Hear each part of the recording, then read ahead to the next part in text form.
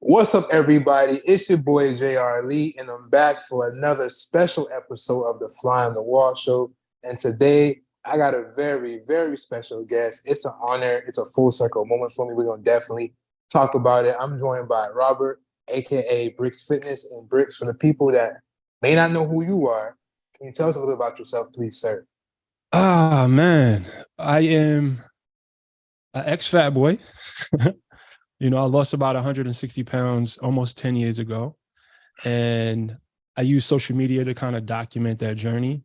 And by mistake, it turned into this life mission to kind of just share my experience and to help people achieve what I've been able to achieve. So I guess that's the shortest way to respond to that, you know? Nah, that's beautiful. And you call yourself an ex-fat boy, like to some that may sound funny, to some that may offend. Like, what do you mean by ex-fat boy?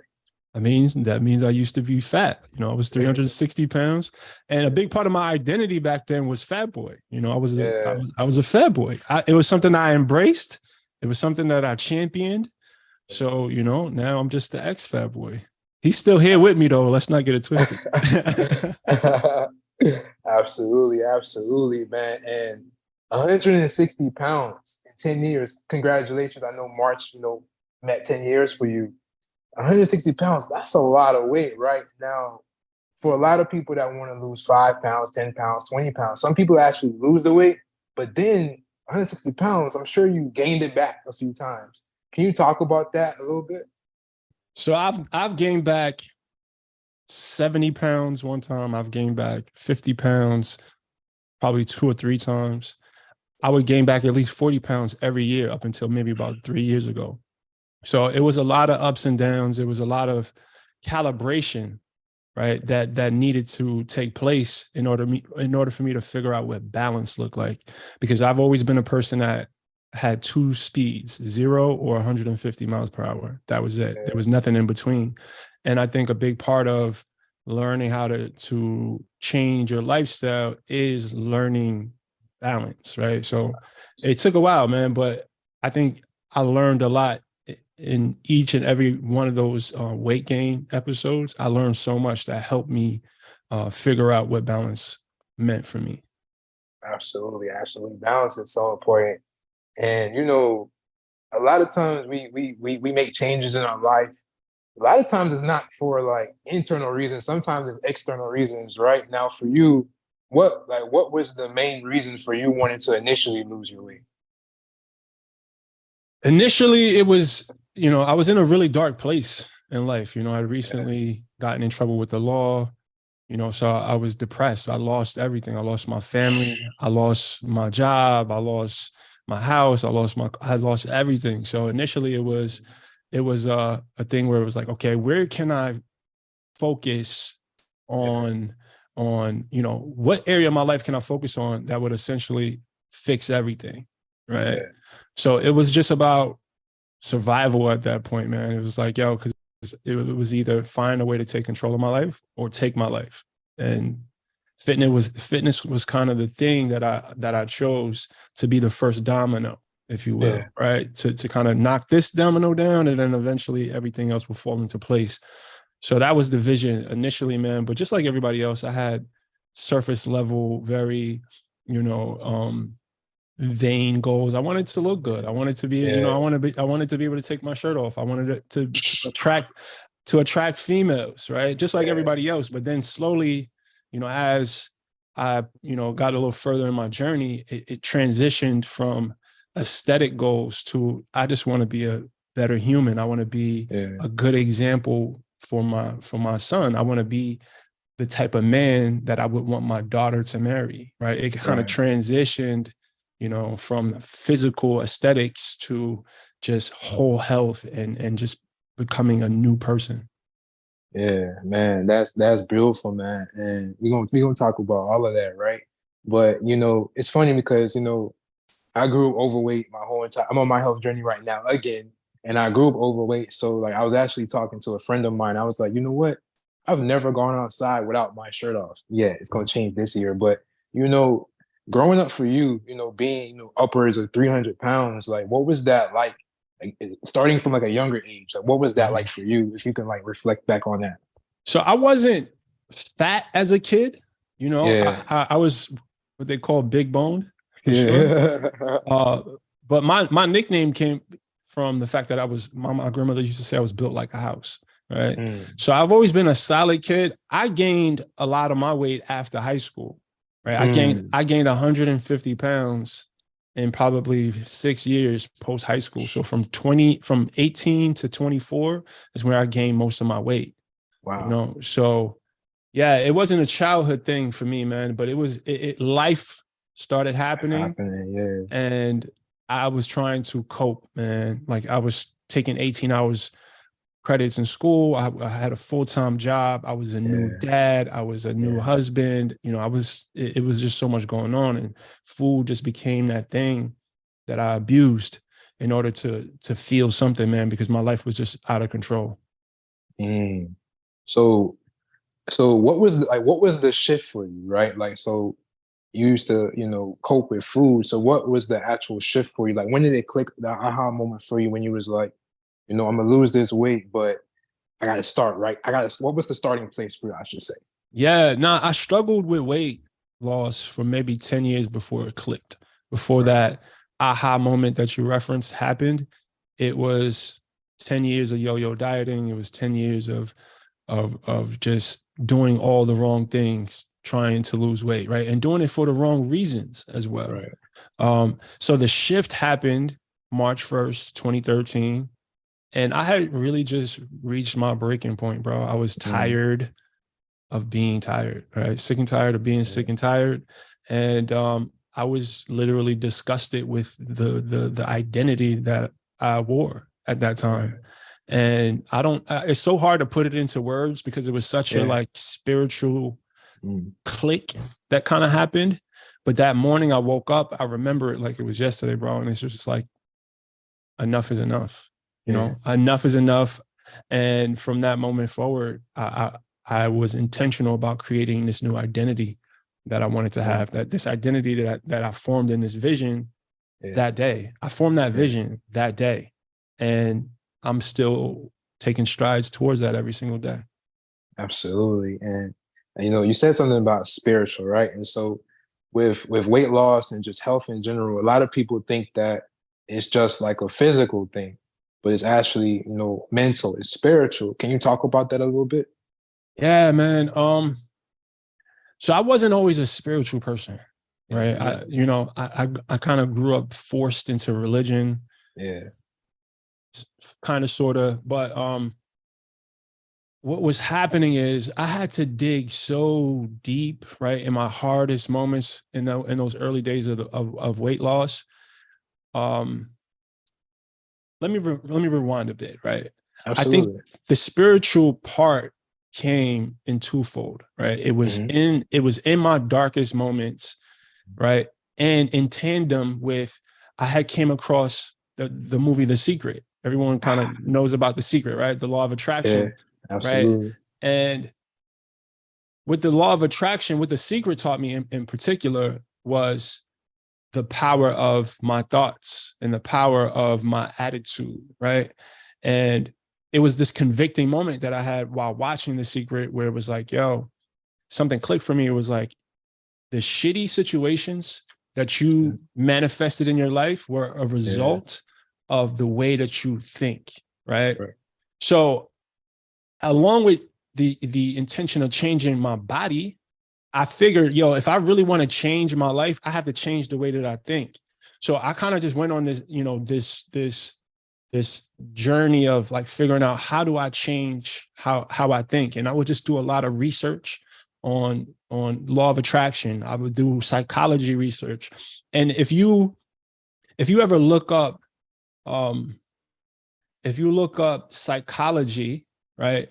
The core definition of psychology, it speaks about the spirit, right? And it's almost because, and I love how nowadays there's so much research and there's so many Right. thought leaders who are talking more in a scientific from a scientific point of view when we're talking about the spirit. It's not just this pie in the sky. It's Yeah. not Yeah. Fluff. Yeah. yeah, exactly. It's actually this science to this stuff. So anyway, So the spirituality was introduced to me because I'm like, yo, I need to figure out how to change the way that I think, right? And in the middle of those tough moments that I mentioned, it was like, yo, there was nothing outside of me that was going to help me through this, right? There was no person, there was no program, there was no coach that was going to get me through these tough, dark moments in the early parts of my journey. And I, by default, right, and I didn't know I was doing this, I had to go inward, right? I had to access what was going on in my inner world. I had to really sit with my thoughts. I had to really sit with my emotion. I had to really observe my behaviors and my decision-making habits, right? What was the thing that was inspiring my decisions? So I took this journey inward, right? Which is, is spiritual. That's kind of how spirituality became. That was the genesis of my spiritual journey. But it's again ever evolving. Absolutely, man. That's powerful, right? And just based off of the energy and just the conversation thus far, I can tell that you're well read, right? And two books that really changed my life, and I think it's kind of powerful because I was going through some of your content and I noticed that you read this book too, right? And so two books that really changed my life was Think and Grow Rich as well as Outwitting the Devil, right? And I was going down, I was on the stationary bike and I was watching some of your content and I saw that, you was talking about how Outwitting the Devil changed your life as well. Can you talk about how important it is to read, but specifically Outwitting the Devil? How did that change your life? Yeah, so I think reading is one of the most powerful, has been one of the most impactful things that has helped me transform my identity in my life. Because if you think about it, your life is nothing but a compilation, right, of the decisions you make. Yeah. You feel what I'm saying? Like the things you decide to do every single day is what creates your reality, right? So we make our life decisions based on what we know. You feel what I'm saying? So if you know more, like books have transformational powers to expand your mind, right? To just, even while you sit in your room, you can explore, you can travel, you can experience things that just changed the wiring of your brain, right? So with this new information and these new insights and being exposed to different philosophies and theories and hearing people's stories, and because words are powerful, bro, it evokes emotion, right? And emotion is the access point to anyway, a lot of things. But anyway, so everything. Everything, absolutely. So the short answer to why I think reading is essential is because that is what you use to make your decisions with every single day, is what you know, right? Now, to speak about Outwitting the Devil, man, it was that book not for everybody. It's for everybody, you gotta be ready. For everybody. Yeah. You gotta be ready. You have to be ready for it, because there's a lot of things that are jarring. It's a lot of things that are very convicting in that book, right? And I want to say most people are not ready for it, right? But for me, I'm a person that I'm a lover of truth. Yeah. I'm a seeker of truth. No matter how painful. No, exactly. Whether that truth stings or not, when it's truth, it resonates. And this is true for me, in my personal journey. This is true for me in relationships, right? When someone's telling me about myself or calling me out on my shit. Yeah. Even when it stings, if it's true, I'm going to feel it. I'm going to, and I value that, right? So that book, as I'm reading it, I'm like, whoa, I am a drifter. Oh, I am, this, that, and the third are happening to me. But see, here's the thing, bro. I wasn't well read at the time. So just getting, reading words that gave body, if you will, to some of the internal thoughts and some of the experiences that I was having, it was almost like it crystallized it. It was like, oh shit, that's what's going on. Oh, that's why I keep running into this roadblock, or that's why, so that book was just something that just cracked me wide open, right? And it had me looking at myself in a more honest light, right? Because it gave me a better understanding on why I my life was what it was at the time. But the thing that stuck out most to me in that book was the part where he talked about the transmutation of sexual energy, right? Now, this has been a big part of my narrative for a very long time. If you can control your dick, you can control your life as a man. 100%, right? So that was one of the biggest transformative gems that I got from Outwitting the Devil. There's tons more, but that was the biggest. Sure. That's the biggest one that I implemented right away, and it transformed me, bro. That's powerful. And even that gem that you just dropped, it's crazy because if you like even just like go back to history and stuff like that, or think about just anything that happens in the world when it comes to just like murder and all these different things, it all starts from like a man being upset about a woman or like infidelity, all these different things that stem from just that, which is crazy. That's crazy. Yeah, man. And so, you know, along your like your wellness journey, as well as just life in general, like one of the things that, you know, it changed my life is just like in different segments is like environment, right? How important is environment for you? Man, environment is everything, especially when we're talking about the people that you surround yourself with, right? That's the major part of your environment. But when I changed my cast, that was probably one of the most impactful things I've ever done. And it's hard. It's difficult. It's so hard to separate yourself from people because you're going to piss people off. Just first of all, being on a journey of evolution and wanting to get better, you're gonna meet so much resistance from the people around you who are not ready to face those parts of themselves or to take that journey for themselves. You're gonna experience resistance. Now, add on top of that, when you try to put distance in between you and them, it's gonna feel like a personal attack, right? But anyway, I digress. But environment is everything. The people you're around, because everything is energy. Everything, every atmosphere has a unique energy, and that energy has a very unique impact on you, how you think, what decisions you make, how you feel, right? So if you're in an area, right, if you're in a space that the energy there's abundance, there's you know, there's good energy in the space, right? And that's, I guess, the most practical way to talk about environment.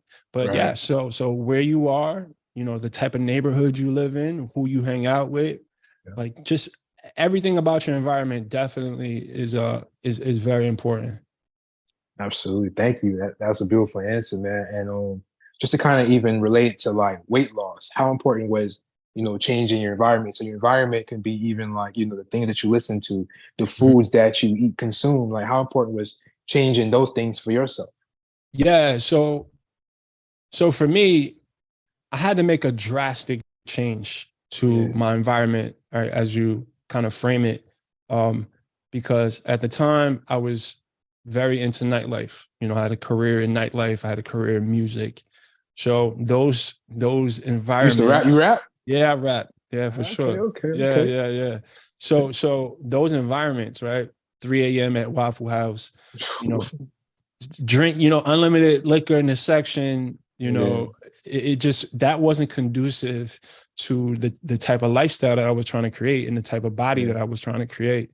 So I had to make some drastic changes with that, right? I had to manipulate my environment with that. But let's just talk about at home, like what type of foods you have access to, right? The type of foods that you keep stored in your cupboard, right? The type of foods that you have in your refrigerator. And I know not every, you know, some people have families, and that's another dynamic that makes it complex, right? But trying to protect your environment and create an environment that supports what you're trying to achieve is super important. It makes it, because I think we all need to start looking at food and our relationship with food for what it is for most of us, which is an addiction. Right.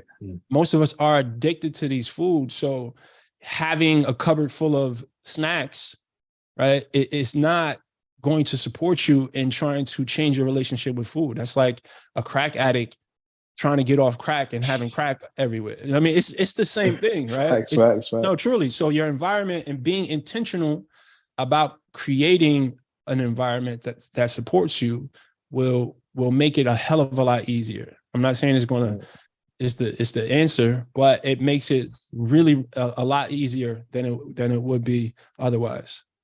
Absolutely, absolutely, man. And upon your weight loss journey, what did you learn about yourself? I'm pretty sure that you learned so much about yourself, maybe new interests, things that you like yoga. Mm. Like what are some of the things that you learned about yourself that maybe old Brix didn't really know about himself? That's a really good question. Thank you. What did I learn about myself during my weight loss journey? I learned that I was a lot stronger than I thought, Yeah. for sure. Right. I learned physically or mentally or emotionally, or maybe all of it. No, Okay. no. Mentally and emotionally, Mentally. more than anything, I learned Yeah. that I learned what I was made of. Right. Mm. Because weight loss and any sort of change that you're trying to make is Right. going to challenge you. Right.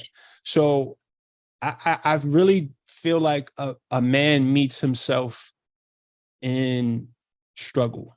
A man meets himself in difficulty. That's where you Yeah. really get to know yourself, right? Right. That's where you really see who you are, what you're made of, what your character is. So I truly never met myself prior to this weight loss journey, because the version of myself that showed up, before that was always avoidant of the hard moments. Like I just Right. made a post on Instagram the other day, is I got fat because I was addicted to comfort, right? Mm. And me avoiding anything difficult, it prevented me from really getting to know myself, right? Just like what they say in relationships, right? You don't really know your partner until some conflict Go through happens. something. Yeah, Absolutely. that's when you get to know your partner truly. When things are good, that's not really showing you the makeup or the character of that person. And the same Right. goes for ourselves. We really Right. truly get to know ourselves, as we go through tough things. Absolutely. Absolutely. And you know, Brix Fitness, right? It's along your journey, you turn it into your career. Can you talk about that? Like, how was that transition? What inspired you to say, you know what? I did this for myself. I want to help provide value to other people around the world. Millions, really. Yeah. Let me tell you, bro, when I transformed my body Yeah. and as my life started changing, it almost felt like I would be the shittiest person in the world if I did not share Yeah. all that I'm learning, if I didn't Yeah. help guide people to the water, if you will, Yeah. right? Because it was just like, man, because I've always been a person who enjoyed serving people. Like I worked in the human service field for a very long time, and it was something that was always very fulfilling for me. Yeah. I think without even knowing, I was always tapped into the fact that true joy and fulfillment and purpose comes from serving others, comes from propping other people up, right? Absolutely. Before I read that stuff in books, it was something that I innately felt Yeah. inside of me, right? So I was just so excited about all the revelations and all the transformation that I'm like, yo, I know a lot of people who are still in that dark place, and I want to help. I want to throw the rope down there, right? Yeah. But there was a learning curve there for me, man, because I at first I was so excited that I would try to help people who weren't asking me for help. You Talk feel what I'm about it. saying? Talk about it. They hate Unsolicited that. advice. They Yeah, hate that. what? That was a bad play right there, right? people So people hate getting told about themselves, even listen, if it's for good reasons. yeah, absolutely. And it was really innocent for me, Yeah. Yeah. because it was Yeah. like, no, it's not that. I I'm like, trying to help. I want to help you. I see you struggling with the same thing I've been struggling with Yeah. for 10 years. Here's the Right. answer. And they're like, no, they get defensive. They Start feel projecting. attacked. Yeah. You feel what I'm saying? They're not ready, right? Yeah. They're I not was ready. listening to the Joey Badass on 19 Keys interview the other day, right? I And ain't catch it yet. Joey Badass, he had a brilliant analogy, right? Because Yeah. he's a plant guy, right? Yeah. So he's like, yo, I got 30 house plants, and I noticed one of my plants, it would start to sprout buds, and the leaves, the new leaves that the plant was sprouting were rolled up, right? Mm. And he's like, man, I want to help them. I want to help them. So he would manually try to unroll the Mm. leaves, And the next day he would come back to the plant and the leaves were dead. Right. And it was because he was trying to rush that process for that leaf, whereas if you try to rush someone and you try to force feed them, what you think they need, it's only going to kill them. They're not going to like that. So he also went on to say what he did was, instead of trying to unroll the leaves, he just turned the plant to the sun. Ooh, that's deep. You feel what I'm saying? So it's like you could just show them, you can meet them where they are, but ultimately that has to happen at their time when they're ready. So now it's like, my thing is like, I don't, if you come to me for it, I will pour into you. But otherwise, I gotta respect your journey. Ooh, that's deep. That's deep. And just because I'm the same way, right? And so just learning that about myself, I started to learn that a lot of that stems from just like ego, wanting to trying to push people that don't want to be pushed. And because, in projection, maybe you trying to push yourself subconsciously. And, speaking about ego, like, what did you learn about ego along your journey? Where do I start, bro? Oh man. So I made a reel recently about that, right? Where we talked about, someone asked me like if my ego got bigger when I lost weight and I got this new physique. Saw that. So I think the ego is villainized way too much. Of course, I think the ego has incredible function when it's a protective mechanism, right? It's designed to protect us. But I think a lot of people don't understand themselves and their ego, and the ego has power to really take over, right? So it's about knowing how to manage the ego, right? But I think for me, it's really developing self-awareness, right? And understand and being able to discern when something that I'm doing or thinking or saying is inspired by my ego or is inspired by a more reliable part of myself, right? So just over the years, just learning what's what has been everything. But I'm not a person that's going to villainize my ego. I need my ego for sure. For sure.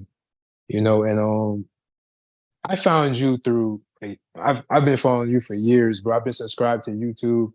And if you go into YouTube and you just search weight loss transformation, you're gonna see all your videos pop up. Just even before I reached out to you, like I sent a DM to you like in 2021. Like, it's been years I've been following your content, bro. And so I know you've helped millions of people, and you're serving millions, thousands of people, hundreds of people every single day. How are you serving people, and how do you provide people that want to, develop personally or emotionally or through weight loss as well? Are you asking what my advice would be, or like how are you serving people like through Brix Fitness? Like, what are some of the things that you do through Brix Fitness? Oh yeah, no, absolutely. I mean, obviously, there's the content creation, which is the wide net of how I try to serve people. I also have coaching, right? I have a coaching program that we've literally facilitated, probably almost 1,000 50+ pound transformations, which I'm super proud of. I have a membership community, right? It's called the Brix Fitness Insiders.